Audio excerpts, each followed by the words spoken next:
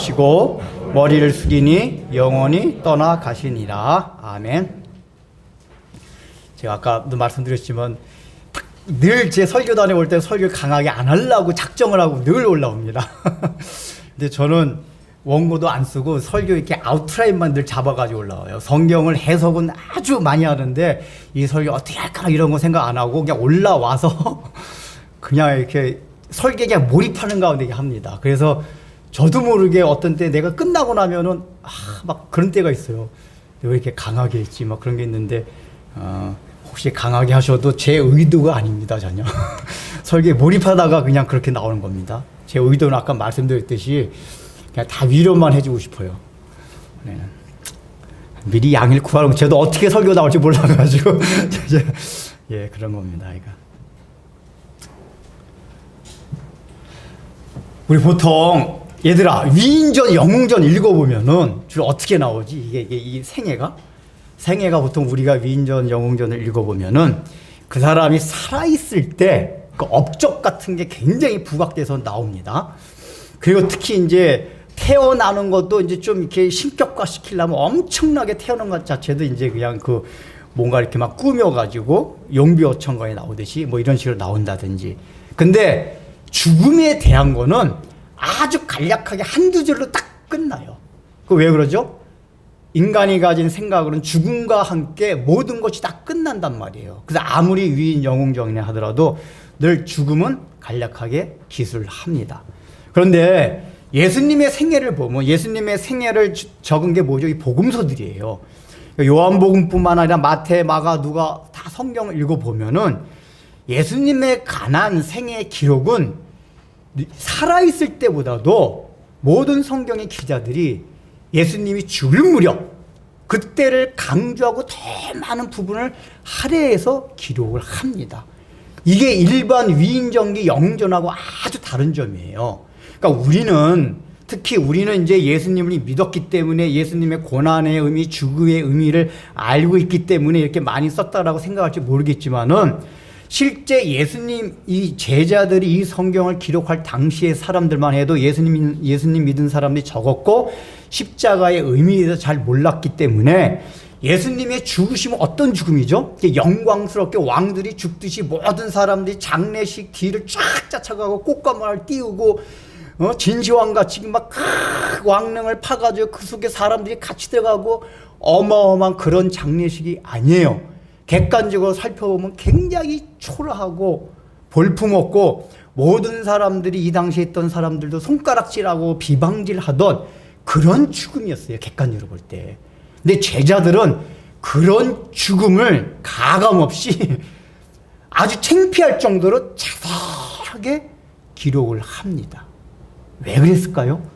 제자들이 나중에 깨닫고 보니까 예수님은 살아있을 때도 중요하지만은 살아있을 때보다 예수님이 마지막 고난과 죽으신 그게 너무너무 중요하다는 것을 알았기 때문에 이 고난과 죽음에 대해서 자세히 기록을 하고 있다는 것입니다. 그래서 이제 우리가 계속 살펴보고 있는 것도 예수님의 지금 죽으심을 바로 앞두고 이 일에 대해서 자세하게 이제 요한이 기록하고 있는 가운데 오늘 읽은 본문도 바로 죽기 직전에 예수님이 하신 말씀 어떤 거죠? 가상치언 가운데 다 이루었다. 이 6번째 말씀이에요. 지난주에 내가 목마르다 했죠? 예, 다 이루었다. 근데 이 말도 굉장히 이해가 사실 안 되는 말이에요. 왜냐하면은 조금 전에 말씀드렸듯이 객관적으로 볼 때는 아니 무슨 죽어가는 마당이 이렇게 뭔가 영웅 호글과 같이 뭐 위대한 왕들과 같이 많은 사람들이 막 추앙을 받으며 죽어가는 게 아니란 말이에요. 제자들조차도 다 도망을 갔고 여자들 요한하고 여자 몇 명만 그 앞에 와 있고 많은 사람들은 막 비난하고 조롱하고 이러는 가운데서 다 이루었다. 이게 다 이뤘다는 게 어떤 뉘앙스냐면 마치 어떤 사람이 승리의 개가를 부르듯이 아니 죽는 걸 초라하게 죽는 사람이 뭘 이루어요. 우리가 보통도 그렇잖아요.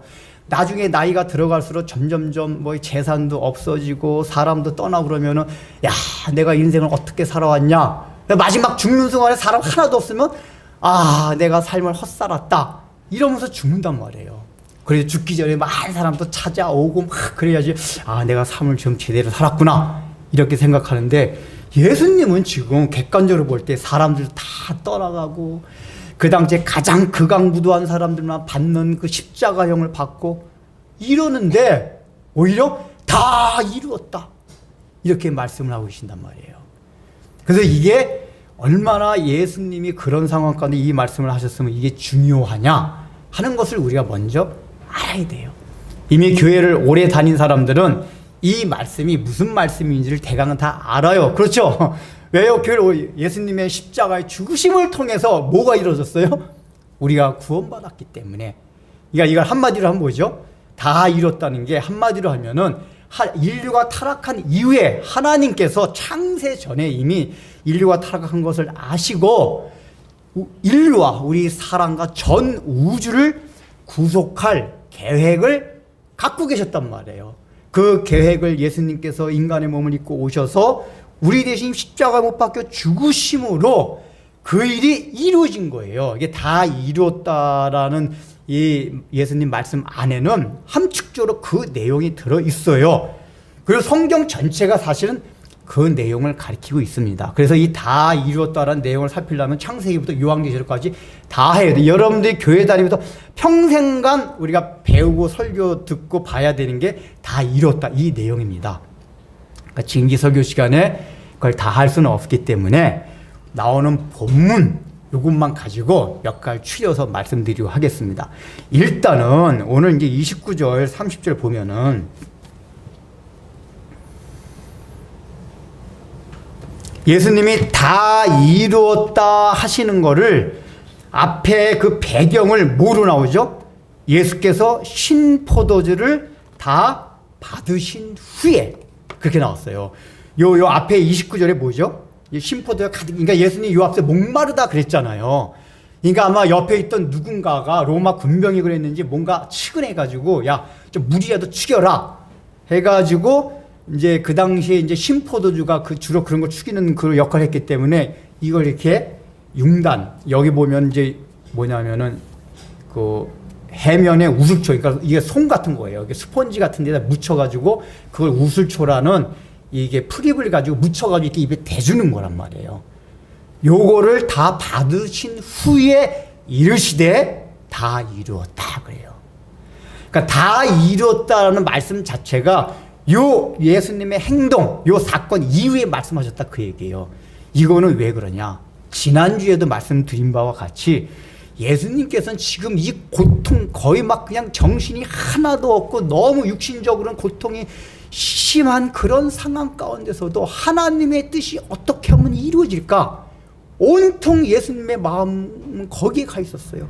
그러다 보니까 이것도 시편에 있는 말씀 메시아에 대한 예언 가운데 저들이 쓸개를 음식으로 주며 신초를 그에게 마시게 할 것이며 이 예언이 나온단 말이에요.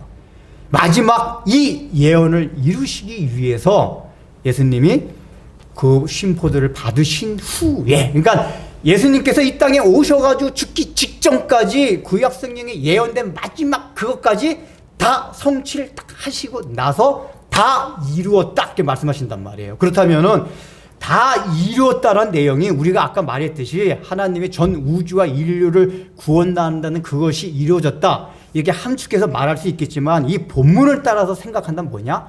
아, 하나님께서 예언하고 하나님께서 계획하신 모든 일이 다 이루어졌다 그 얘기예요. 물론 그게 포괄적으로 그렇게 되지만 일단은 좁은 의미로 하면 하나님이 계획하신 일이 다 이루어졌다. 자, 그런데 요거를 이제 하나하나 좀 살펴보기 전에 이 성경의 본문과 그 당시에 이 단어가 쓴 용례들이 있습니다.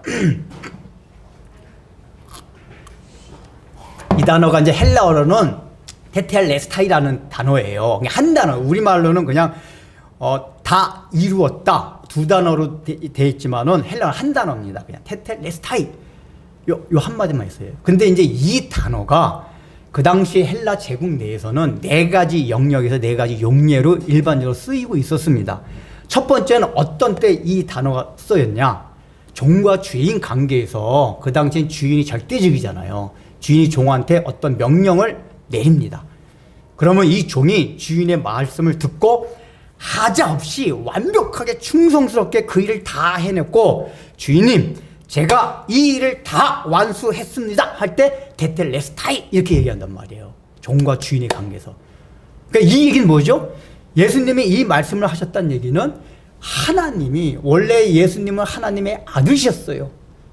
그래서 하나님과 동등하게 그 영원 전부터 삼위일체 하나님으로서 같은 영광을 누리고 있었음에도 불구하고 이 땅에 내려오실 땐 종의 위치로 내려오셔서 하나님이 계획하셨던 그 모든 걸, 말씀하셨던 모든 걸, 창세전부터 계획하셨던 걸 예수님이 아셨어요. 이신점신 삼위일체 하나님이기 때문에 아버지가 그런 뜻을 갖고 계시군요.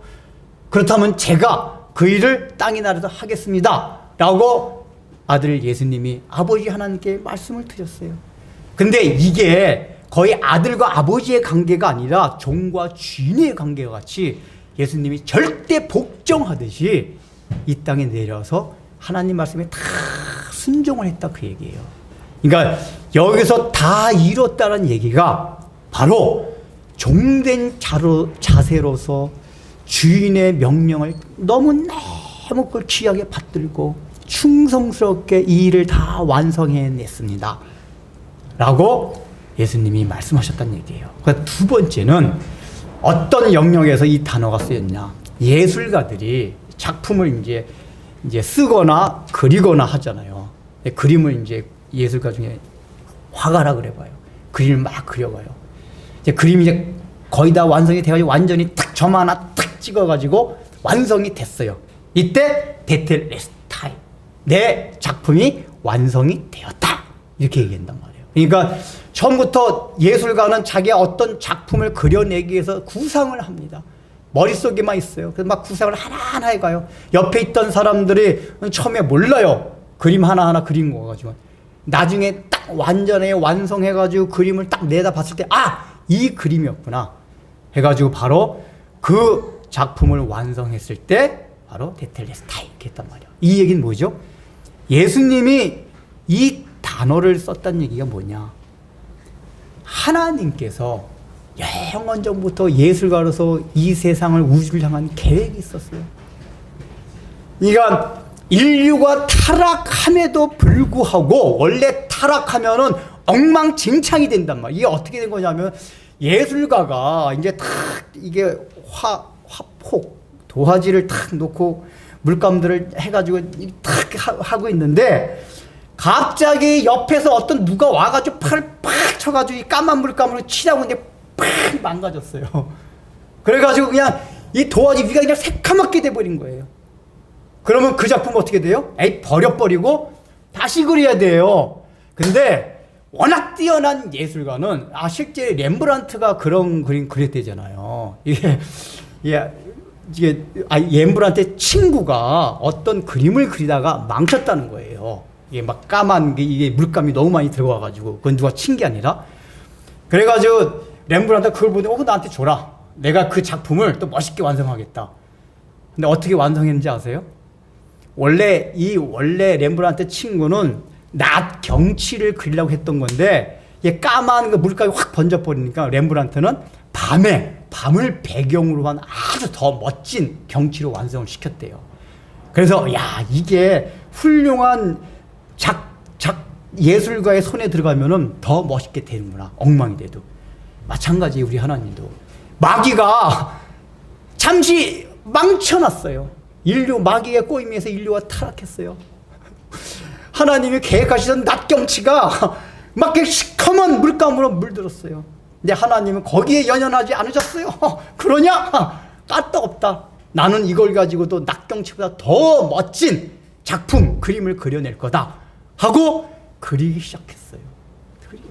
암흑 가운데, 흑암 가운데 이 세상을 아름답게 그려나가기 시작했어요.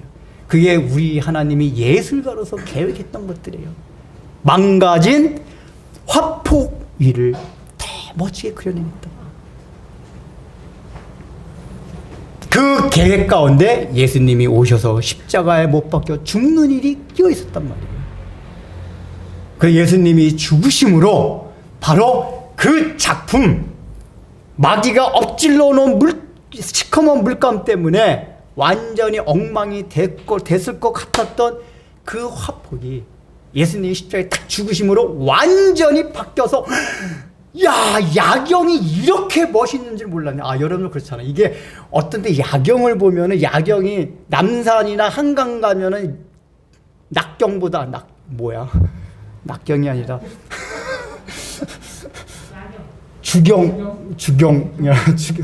낙경치보다 야경이 더 멋있단 말이에요. 그래서 야경이 더 멋있어요. 예수님이 지금 십자가에 죽으신 게 그란 말이에요. 다 이뤘다. 예술가인 하나님께서 엉망이 된 우주를 하나 계획해서 하나씩 주변에서는 아무도 몰랐어요. 근데 예수님이 딱 십자가에 딱 죽으심으로써 화령점점 딱 점을 찍고 보니까, 와, 예술가가 내 작품이 완성이 되었다. 이 뜻으로 지금 예수님이 이 테텔레스타이 얘기한 거란 말이에요. 다 이뤘다. 마지막 또 이제 세 번째 뭐냐? 제사장이 그 당시에 이제 제사를 지낼 때 사람들이 자기 죄를 속하기 위해서 짐승을 갖고 가요. 그럼 제사장은 갖고 온 짐승이 흠이 있나 흠이 없나를 꼼꼼히 살펴봅니다. 왜냐하면 율법에 제사를 지낼 때 흠이 없는 거로 드리라고 하나님께서 명령하셨어요. 그래서 제사장들은 이 백성들이 갖고 온 이 재물, 양이나 염소 같은데 이 흠이 있거나 털이 많이 빠졌거나 뭔가 눈이 하나 뭔가 희멀떡하거나 건강해 보이지 않거나 이런 거 다 빼낸단 말이에요. 그래서 이제 흠이 없어. 딱 제사장이 여러 가지로 꼼꼼하게 살펴보니까 흠이 하나도 없어요. 그래서 이 재물은 이제 됐다 할 때 이 단어 테텔레스타이 쓴단 말이에요. 그러니까 우리말로 번역하면 다 이뤘다 말이 안 되는데, 그 헬라어 자체가 이 재물, 하나님께 제사를 지낼 그 짐승 재물이 하나도 흠이 없을 때 테텔레스타이 좋아 이런단 말이에요. 그러니까 예수님께서 이 단어를 썼다는 얘기는 뭐죠? 예수님이 십자가에 죽으신 거는 아무 흠도 없는, 죄도 없는 그 상태로 지금 죽으심을 당하고 있는 거다, 그 얘기예요. 다 이뤘다라는 내용 자체는 뭐냐? 바로 예수님께서 아무 흠과 아무 죄가 없기 때문에 다 이뤄낼 수가 있었다, 완성이 된다, 그 얘기예요. 그래서 베드로 사도는 얘기해요. 흠도 없고 티도 없는 그분께서 십자가를 지심으로, 왜 그렇죠? 흠과 티가 있는 인간은 누구의 죄짐을 대신 져줄 수가 없어요. 아무 흠도 없고 티도 없는 존재라야만 인간의 죄짐을 대신 질 수 있단 말이에요. 대신 진단 얘기는 아무 흠, 죄가 없는 존재라만 해요. 근데 그런 존재는 하나님뿐이 없어요. 예수님이 바로 아무 흠이 없는 어린 양으로 오셔서 구약시대 때 그 제사 지낼 때 제물들 죽여가지고 백성들의 죄를 대신 속했던 그 일을 예수님께서 이루셨다. 그게 아무 흠이 없는 양으로 오셔서. 그리고 마지막에 이제 네 번째는 상인들이 무역하고 비즈니스를 할 때 이게 빚을 지잖아요. 채무 관계가 생겨요. 그러면 빚 증서를 씁니다. 너 누구 나에게 지금 1억을 빚졌다. 그래서 1억이 생겼어요. 딱 갚아요. 나는 너에게 빚진 것을 1억을 몇 월 며칠 몇 시에 다 갚았다. 지불 증서 사인 탁 하고, 그래서 이제 다 빚진 걸 다 갚았다고 지불됐다는 걸 사인하고 말할 때, 이제 나 너한테 테텔레스타이 다 이뤘다, 다 갚았다. 우리 이제 요 용례로만 너 이제 내가 너한테 빚진 거 다 갚았어 라고 얘기를 할 때 이 단어를 썼단 말이에요.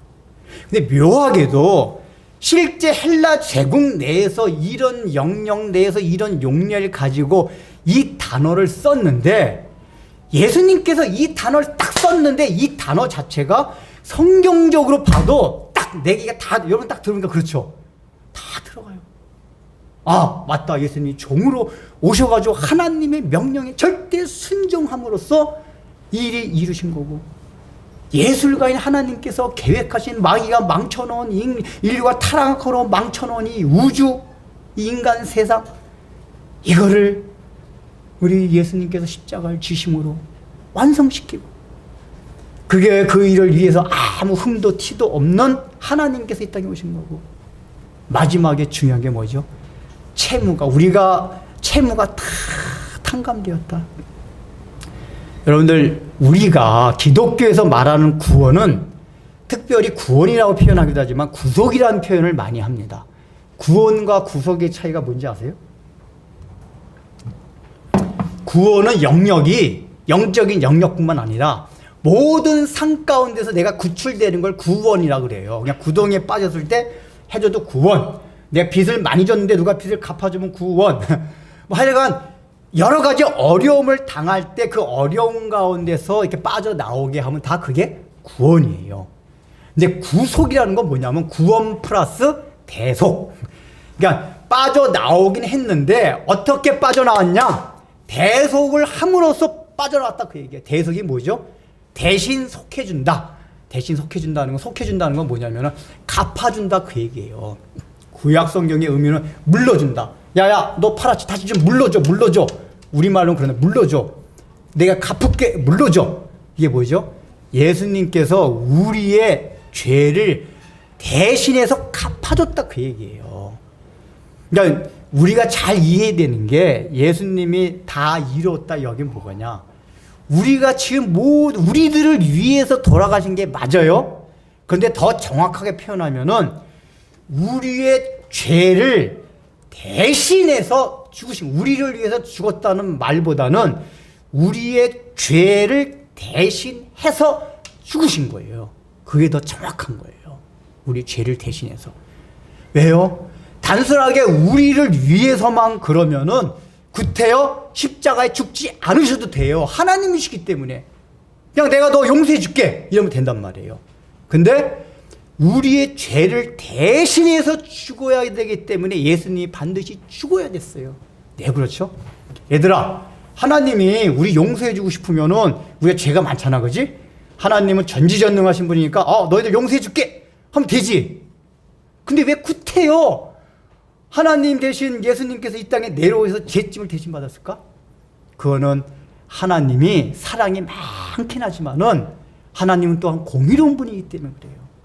그래서 공의로운 분은 뭐냐? 죄값에 대해서는 반드시 그 죄값을 치러야만 되는 게 의로움, 공의예요.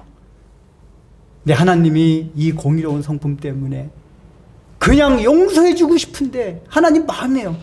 그러나 하나님의 성품이 너무 공의롭기 때문에 그 죄값은 반드시 치러야 돼요.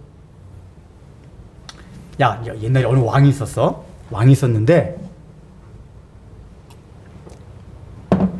아들이 사랑한 지 금지령을 내렸어요. 금지령을 내렸는데, 그래서 만약에 이제 술을 마시는 자는 두 눈을 다 빼어버리겠다, 이렇게 이제 포고를 했어요. 근데 어느 날 문득 자기 아들 왕자가 잡혀왔어요.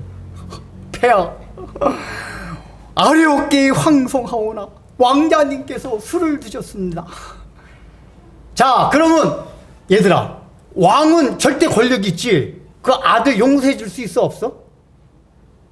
용서해 줄 수 있지. 왕 마음인데. 근데 그렇게 되면은 왕은 위험이 있잖아. 왕이 백성들한테 어떻게 명령했지?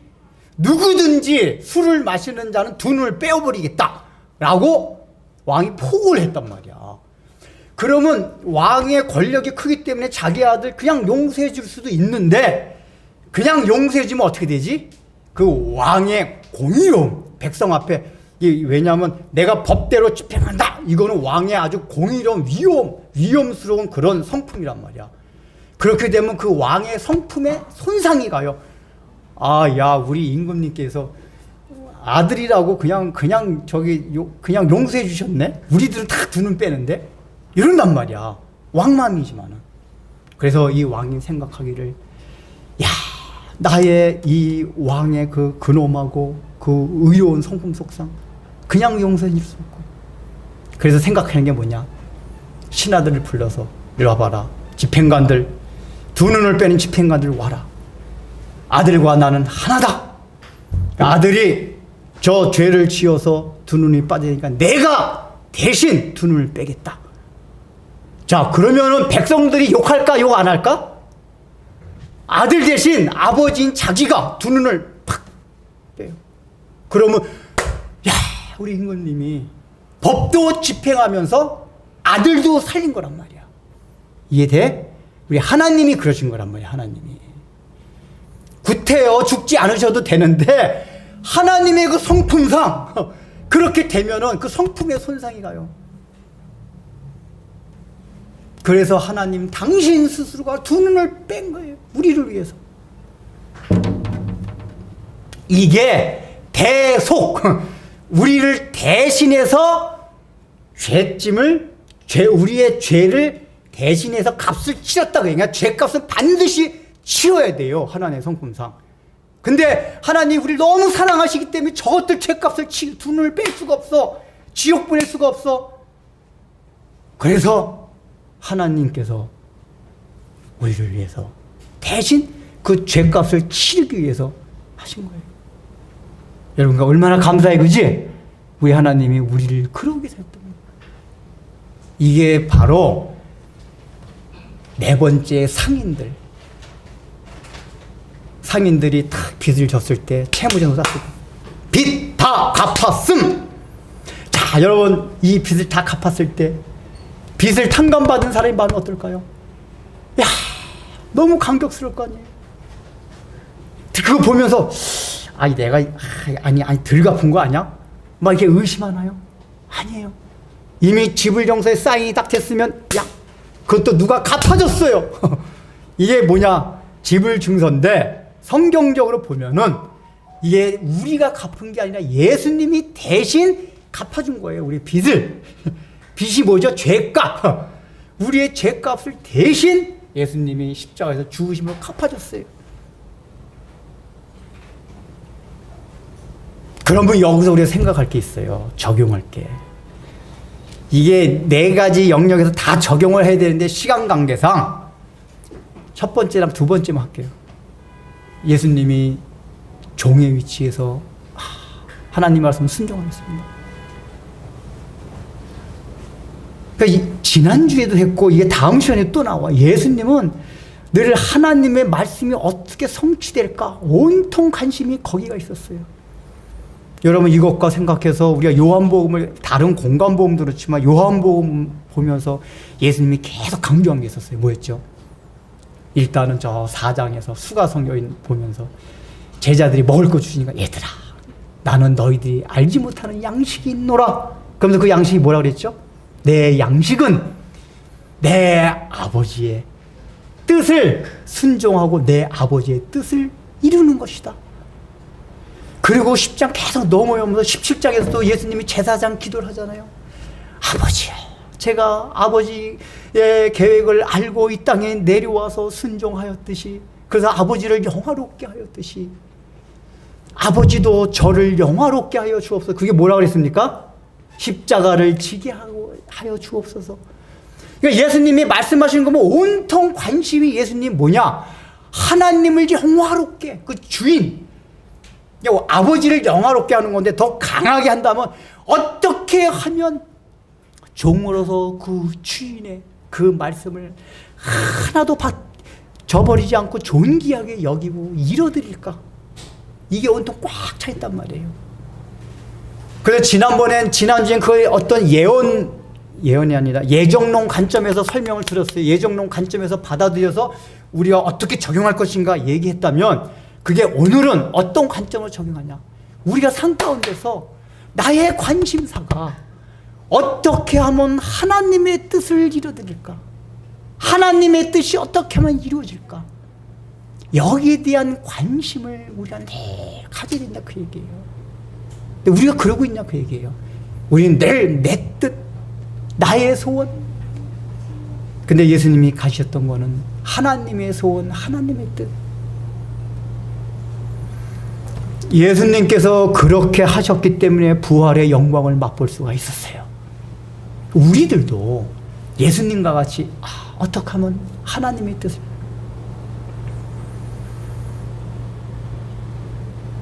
근데 이게 엄밀히 말하면은 우리를 사랑하신 게 예수님을 먼저 생각하잖아요. 실제적으로 우리를 그러니까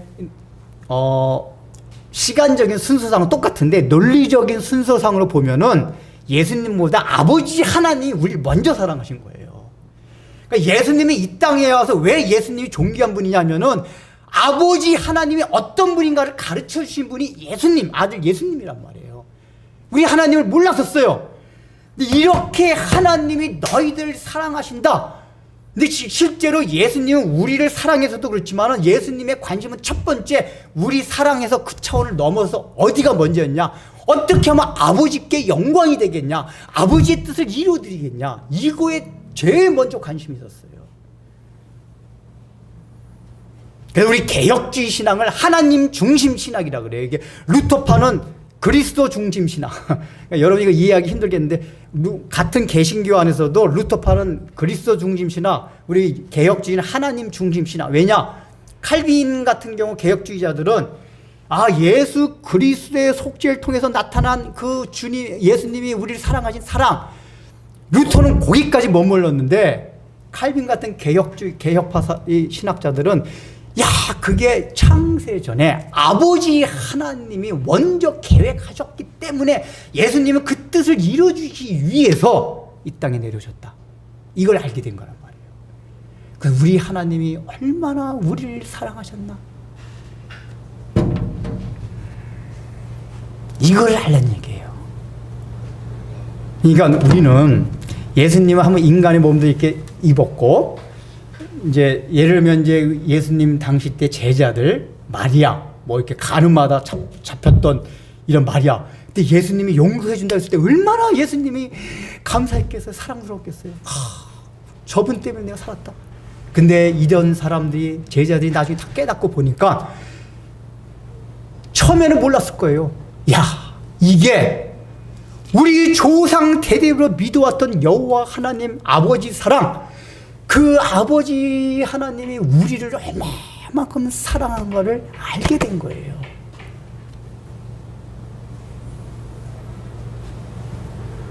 원래 왜냐, 예수님은 인간의 몸을 입히셨기에 좀 이게 친근하기가 쉬워요.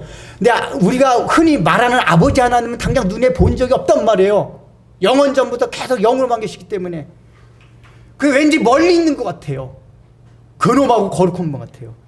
근데 우리 예수님이 가르쳐 주신 게 그 아버지 하나님이 나와 같이 너희들과 같이 늘 함께 하기를 즐겨하시는 그 사랑의 하나님이다.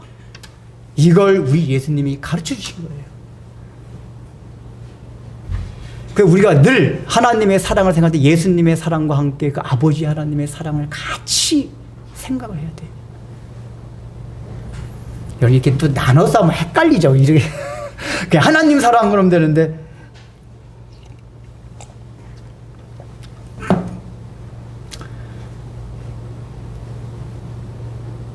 그래서 우리는 늘 어떻게 하면 하나님의 뜻을 이루어드릴까? 나의 양식이 무엇인가? 찾는 거 있잖아요. 예수 따라가며 복음 순종하면 우리 갈 길이 환히 밝아지리라. 복음을 순종하고 살아갈 때. 근데 우리의 삶을, 우리의 마음을 살펴보세요. 우리의 관심사가 그런데 별로 없단 말이에요. 관심사가 그런데 없기 때문에 우리의 삶이 늘 곤고해요. 여러분들 꼭 하셔야 돼요. 우리 택한 자들은 하나님 반드시 하나님의 위치까지 끌고 가요.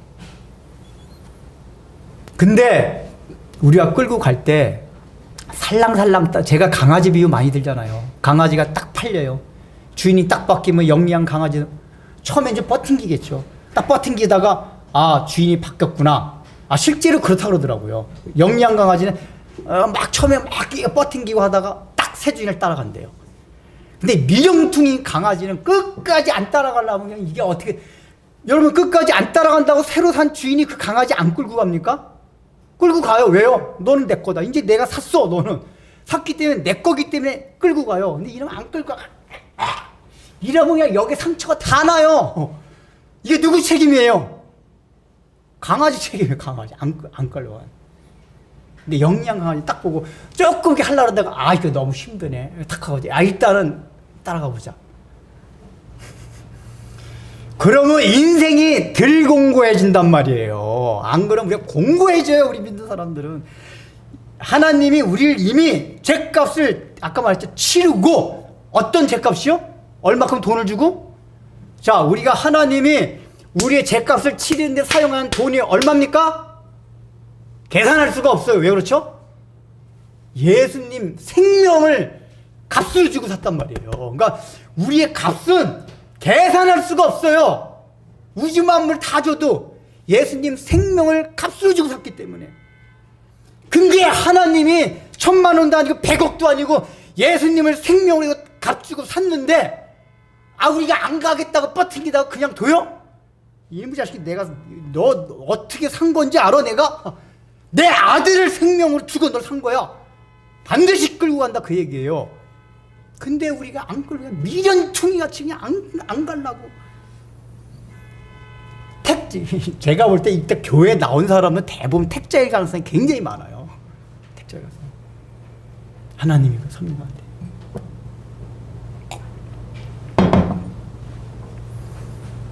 그래서 하나님의 뜻을 다 순종해서 그래서 마음 자체를 우리 예수 믿는 사람들 하나님의 뜻을 헤아리고 내 하나님 말씀에 순종해서 어떻게 하면 하나님을 기쁘게 하고 영화롭게 할까? 여기에 관심을 가지고 살아보십시오. 근심 걱정이 떠나가기 시작해요. 환경이 바뀌어서요? 아니요. 물론 하나님이 환경도 바뀌어주십니다. 그러나 환경이 바뀌고 안 바뀌고를 떠나서 우리의 관심사가 그렇게 될 때 근심 걱정이 사라져요.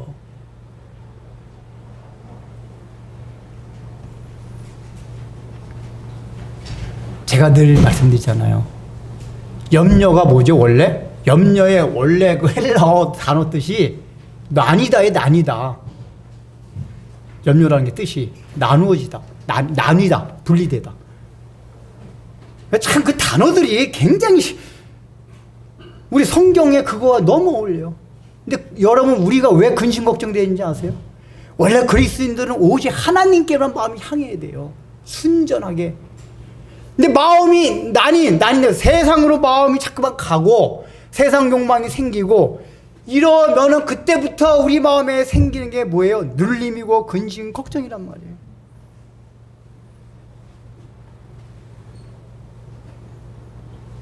근데 우리가 그 마음을 가지고 예수님을 순종하며 하나님의 영광을 구하며 살아갈 때 어느 날 보니까 마음이 점점 평안해져요. 그게 원리적으로 왜 그러냐면은 이제 그건 저는 조금 경험해봐서 아는데 예수님 같이 간신사 그렇게 되잖아요.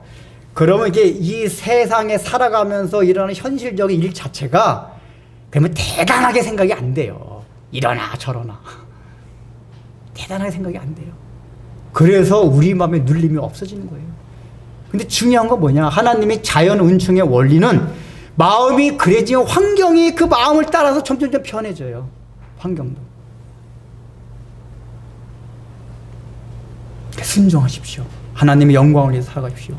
그리고 네 번째, 이 채무가 완전히 지불됐다. 이게 완료형입니다. 완료형이에요. 이미 예수님께서는 2000년 전에 우리 위해 돌아가셨어요. 근데 뭐라고 표현하셨죠?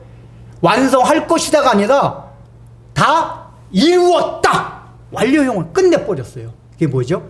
이미 예수님께서 2000년 십자가 못 박혀 돌아가실 때 우리의 모든 죄는 다 용서받았단 말이에요. 과거에 지은 죄, 현재 지금 짓고 있는 죄, 미래에 지을 죄까지 다 용서받았어요.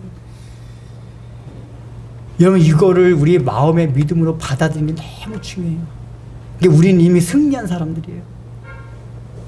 내가 때로 넘어질 때는 있지만은 그럼에도 불구하고 우리 주님께서 이미 승리해 놓은 싸움이다라는 믿음을 가지고 전진을 해야 된단 말이에요. 근데 자꾸만 내 자신을 바라보고 내가 자꾸만 넘어져.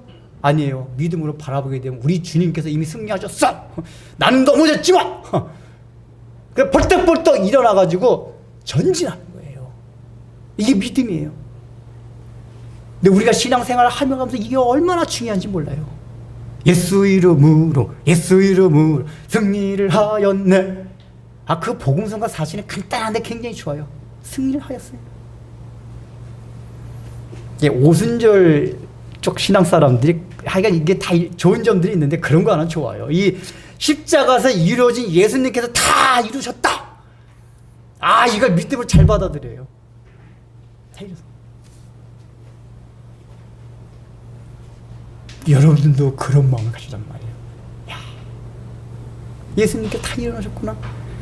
그래서 나의 삶 가운데 무슨 근심 걱정할 환경이 온다 해도 이미 예수님께서 승리하셨기 때문에 나는 모르지만 나의 삶 자체는 주님께서 펼쳐주시는 그 길이 열린다 하는 믿음을 가지고 나가보십시오. 그렇게 돼요.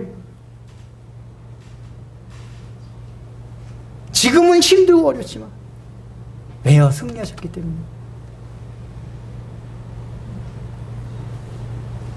예수님께서 우리를 위해 승리하신 것은 물론 우리가 마지막 날의 천국 가는 이 영적인 일을 의미하기도 하지만은 실제 예수님께서 이 땅을 살아가면서 당하는 모든 어려움들, 왜냐하면 우리가 이 세상을 살아가면서 당하는 고난과 고통과 아픔들은 다 죄값으로 인한 것들이에요. 실제적으로는 죄값으로 인한 것들이에요. 그 현상들이에요. 다만 여기는 모형이기 때문에 그걸 다 제해 주지는 않아요. 그러나 하나님이 궁극적으로 이 땅을 살아가면서도 하나님의 나라를 계속해서 우리한테 이루어간단 말이에요. 그러면 그 사람 필요한 대로 육신적인 환경도 알맞게 인도하시고 가끔가다 실제적인 형통한 길도 주시고 어려운 길도 주실 때가 있지만, 그래서 부활에 일어나 저러나 내가 나로 하여금 부활의 영광을 맛보게 하는구나, 이걸 느끼게 한단 말이에요. 이게 마지막 용례로 쓰인 내가 너의 부채를 다 탕감해줬다. 그러니까 믿으세요. 이사야서에 그런 예언이 많이 나오잖아요. 너의 죄가 동에서 서가 먼 거와 같이 내가 너의 죄를 기억하지 아니하리라. 우리는 이 죄를 자꾸만 윤리 도덕적인 관점으로 생각하지 말라, 그 얘기예요. 우리의 부족한 점, 허물, 모든 게 다 거기에 들어가요. 그런 것까지 생각하지 아니하겠다. 우리 스스로가 자꾸만 그걸 생각한단 말이에요. 그래서 그리스도인들이 열등감을 가질 수가 없는 거예요. 주님이 이렇게 나를 사랑하시는데 내가 못났고 부족하고 이런 게 있지만 나는 당당하다.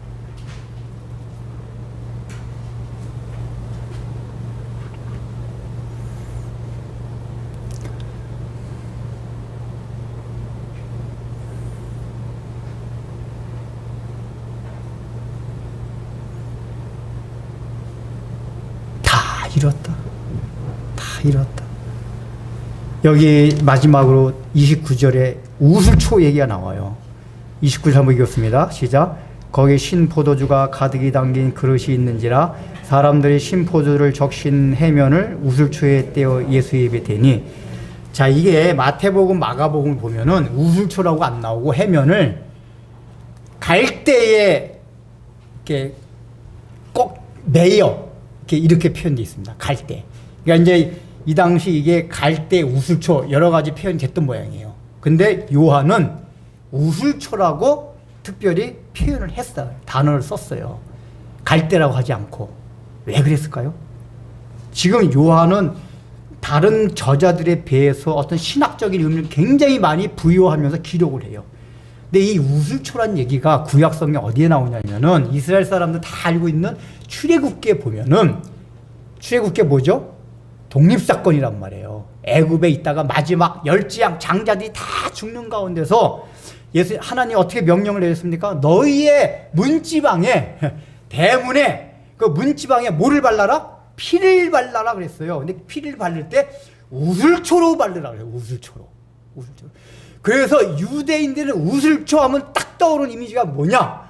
우리의 조상들이 애굽에서 탈출할 때 마지막 10번째 재앙 때 그 피를 발랐던 그 물건, 이게 우슬초란 말이에요. 근데 요한이 갈대라고 안 쓰고 우슬초라고 쓴 이유가 뭐냐?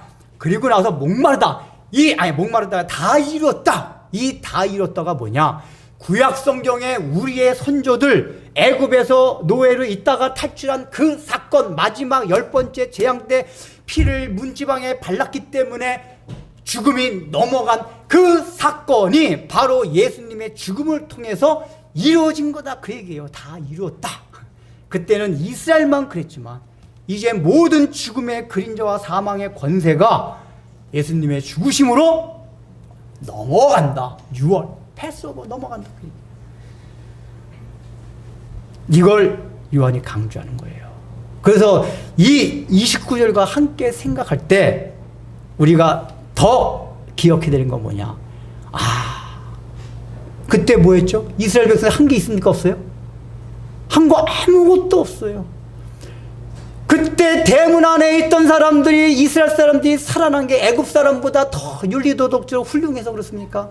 잘나서 그랬습니까? 많이 배워서 그렇습니까? 아무것도 없어요.